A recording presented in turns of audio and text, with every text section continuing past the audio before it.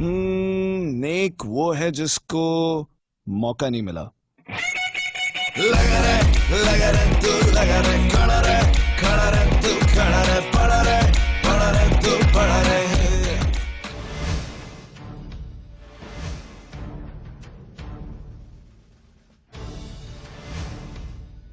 नाज़रीन, आज हम बात कर रहे हैं कराची में ट्रैफिक के मामलात की और ट्रैफिक पुलिस की जानिब से किस हद तक मामलात को बेहतर रखने की कोशिश की जा रही है वो आपने आज देख लिया। जो जो चीज़ें हमने रिकॉर्ड पे लाने की कोशिश की वो भी आपके सामने हैं।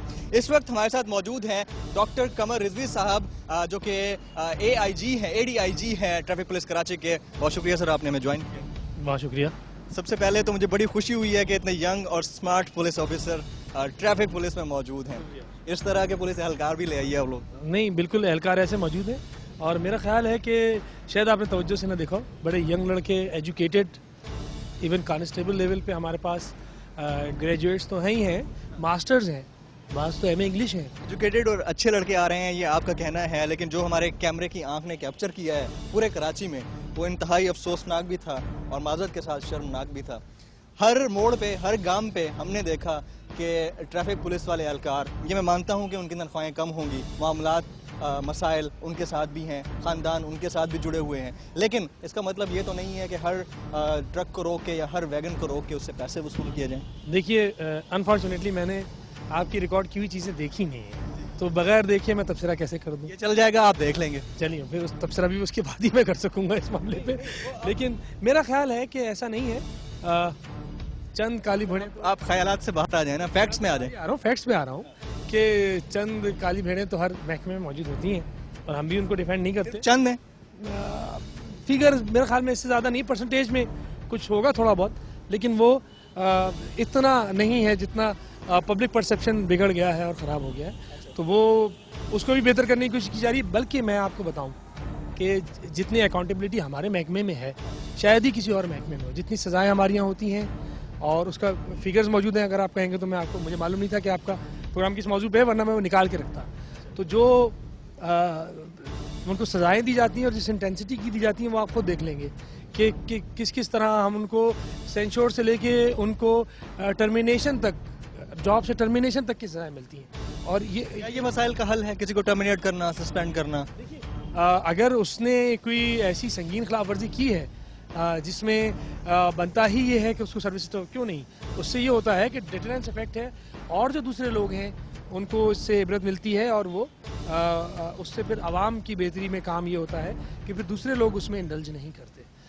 तो मतलब ये हमारे पास फैक्ट्स मौजूद हैं और डॉक्यूमेंट्री एविडेंसेस भी हैं कि आपके अपने महकमे में अगर किसी बंदे ने प्रमोशन लेनी है, ठीक है, किसी बंदे को प्रमोशन चाहिए तो उसको अपने साहब को खुश रखना पड़ता है, चाहे वो मंथली कहीं से भी लेके आए। ये फैक्ट्स हैं हमारे पास और आपके अपने ही डिपार्टमेंट के लोगों ने डिस्क्लोज किए हैं। मैं आपको अर्ज कर दूं, ऐसा बिल्कुल भी नहीं है।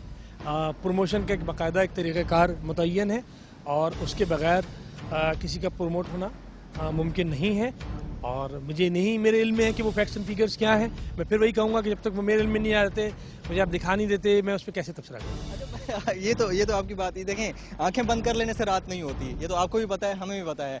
मसाइल आपके सामने भी हैं, हमारे सामने भी हैं, लेकिन फैक्ट्स को आप भी जानते हैं, हम भी जानते हैं। अगर कोई शख्स हमें ये बता रहा है कि एक चौकी पे अगर किसी को एसओ रखवाना है या उसको वहाँ का चौकी इंचार्ज रखवाना है तो उसको कितना पे करना पड़ता है, अपने साहिबान को, अपने अफसरान बाला को, और हर महीने पे करना पड़ता है। कहाँ पे करना पड़ता है, किसको पे करना पड़ता है, किसने किया, बी स्पेसिफिक।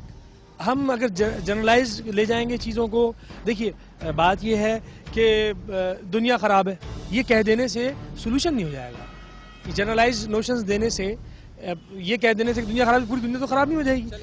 वो तमाम डॉक्यूमेंट्री एविडेंसेस हम दिखाएंगे, वो ज़रूर देखिएगा। बिल्कुल, मैं देखूंगा, उसके देखे बगैर तो मैं कोई तबसरा कर भी नहीं सकता। अच्छा, कितने आपके पास नौजवान ऐसे हैं जो कि हाईली ट्रेंड हैं, जिनको आप लोग ट्रेनिंग के लेवल से गुजार के उसके बाद जो है इस डिपार्टमेंट में इंडक्ट करते हैं? देखिए, बात यह है कि बुनियादी ट्रेनिंग पुलिस में आने के बाद सबकी होती है। ट्रेनिंग के बगैर अपॉइंटमेंट के बाद ट्रेनिंग के बाद फिर वो मुख्तलिफ सेक्शंस में हमारी पुलिस के लोग चले जाते हैं।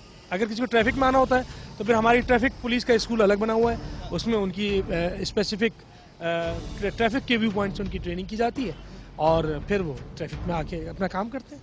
कोई हमको सहारा दे, जीना हमको दोबारा दे, चाहतों का हमको जाम दे।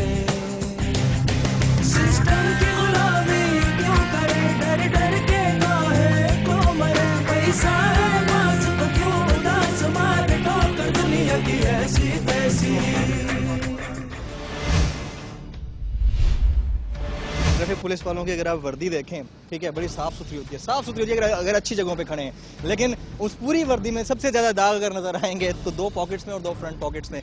उसकी वजह क्या है?